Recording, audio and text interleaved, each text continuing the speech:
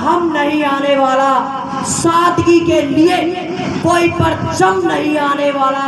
आगे आने वाली कई सदियां तरसेंगी, आगे आने वाली कई सदियां तरसेंगी।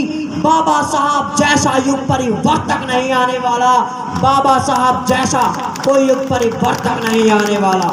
साथियों, मैं मयंक कुमार ग्राम बीकावास की डाणी सील गांव से आज 14 अप्रैल बाबा साहब की जयंती की आप सभी को हार्दिक शुभकामनाएं देता हूं।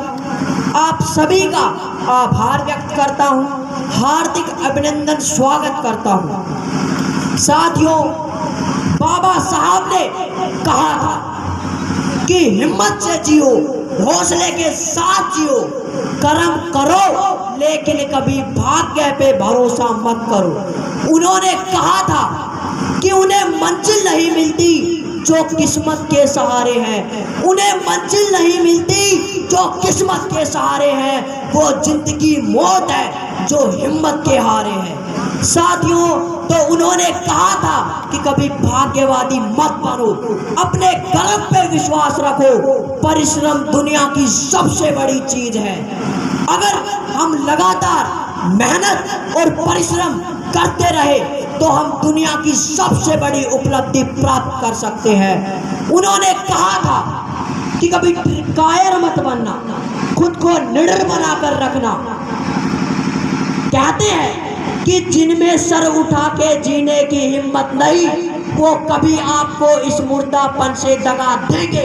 जिनमें सर उठा के जीने की हिम्मत नहीं, वो कभी आपको इस मुर्दापन से दगा देंगे। ऐसी जिंदा लाशों का मर जाना बेहतर होगा। अगर ये जिंदा रहे तो समाज को कायर बना देंगे। साथियों, ऐसा उनका कहना था। सोचिए, अगर आज हम जुल्म से लड़ते लड़ते शहीद हो जाते हैं, मर जाते हैं, तो आगे आने वाली पीढ़ियां तूफान बन जाएगी। और अगर हम डरपोक बनकर, कायर बनकर चले जाते हैं तो आगे आने वाली कई पीढ़ियों को भुगतना पड़ेगा। साथियों, हम चाहते तो हैं कि हमारे देश में एक और अम्बेडकर पैदा हो जो जुल्म के खिलाफ लड़े, समाज को बदले। लेकिन जब यह जिम्मेदारी हमारे कंधों पे आती है तो हम पीछे हट जाते हैं। सोचिए साथियों, अगर बाबा साहब भी ऐसा ही सोचते तो आज हमारा समाज कहाँ होता।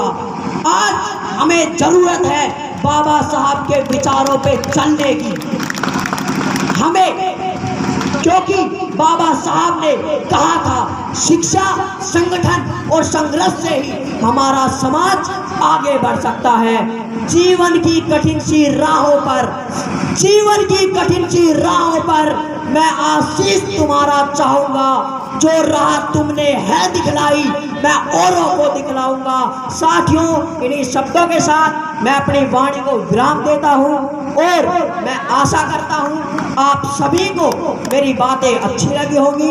इन्हीं शब्दों के साथ जय भीम, जय भारत, जय संविधान। धन्यवाद।